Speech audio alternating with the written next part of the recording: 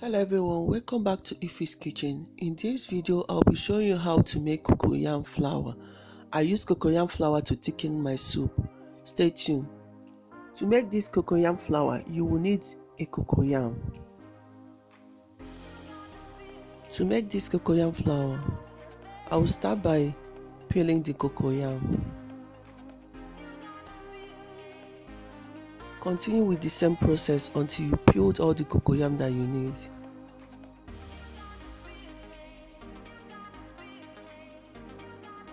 After peeling the cocoyam, I'm going to wash it.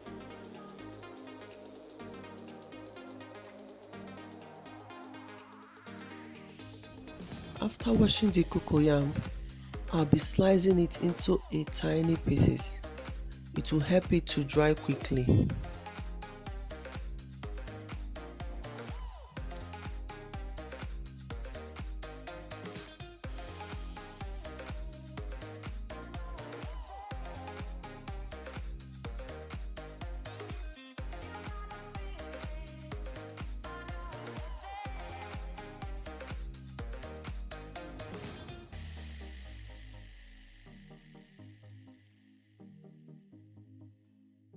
When I finish slicing the cocoyam, I'll be spreading the cocoyam to dry on the sun.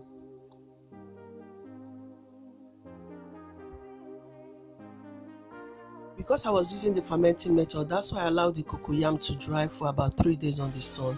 You can also use the boiling method, using a milling machine to grind it. But if you don't have that, you can use blender. Now the cocoyam flour is ready. I'll be using the cocoyam flour to thicken my soup. I'll just get like 3 spoons of cocoyam powder, add it water and mix it properly.